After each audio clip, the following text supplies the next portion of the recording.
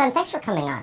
So I guess the first and most obvious question is, this is kind of a blockbuster story. I have no idea what it means or where it goes, but it's clearly a case where the U.S. government has been lying, has mounted a disinformation campaign, if you will, designed to cover up what it's doing, and nobody in the press corps seems interested in finding out what's at the bottom of this. Why is that?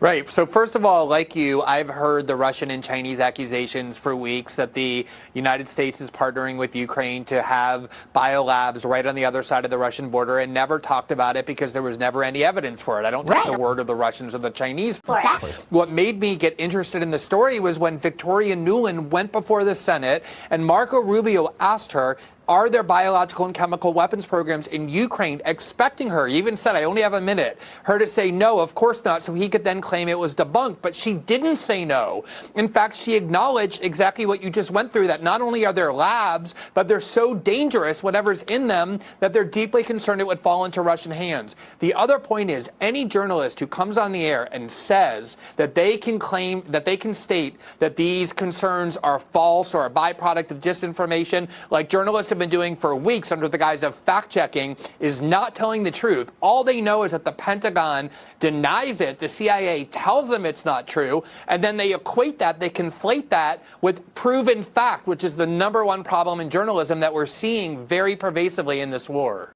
It's so shameful that anybody employed as a reporter would do something like that without doing any actual reporting whatsoever, even bothering to learn about the subject, and then to scold anyone for asking legitimate questions. So here's the problem that I have with it. Government does things that are secret. We don't always know what they are. Maybe in some cases that's legitimate.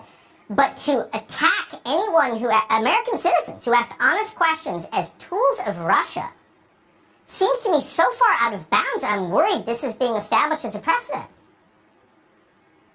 Well, as we know, this has been going on for 5 or 6 years, that anybody who questions the predominant mainstream narrative from the media, from the Democratic Party, are tools of Vladimir Putin, are Kremlin agents, are sympathizers for Moscow. This has been their tactic forever, and obviously it's escalated now. But the one point I want to make, Alvin, is when the government comes out and emphatically denies that they have biological weapons, we know they're not telling the truth. Remember the anthrax attacks right after 9/11?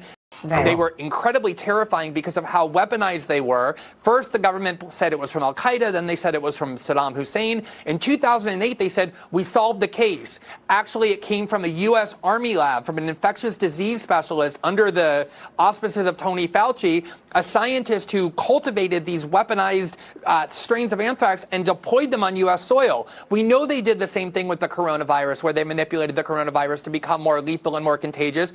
They claim that those aren't biological weapons because inside their brain, their intention is not to use them, but just to study them. But the things they're making are exactly the same as what you would make if you were to make biological weapons. And you have to be so careful to understand what they mean when they deny that they have these. Well, the last question, maybe you don't know the answer, but why Ukraine? You know, of all the countries you would conduct this kind of research in, you would pick one with like a solid medical infrastructure. You'd pick Germany or Israel or someplace with, you know, first-class scientific research going on. You would not pick Ukraine. Why Ukraine? Unless you viewed Russia as your primary threat, unless you wanted to be provocative toward the Russians, unless you wanted to be in Ukraine developing all sorts of weapons, as we clearly have been. We've been flooding that country with lethal arms for 5 or 6 years. So clearly there's an intention for the United States to be heavily involved in Ukraine. The Russians say their motive is to be threatening and provocative. The United States denies that. But they have their tentacles in Ukraine and have for many years all the time, which is a critical part of the narrative that has been lacking.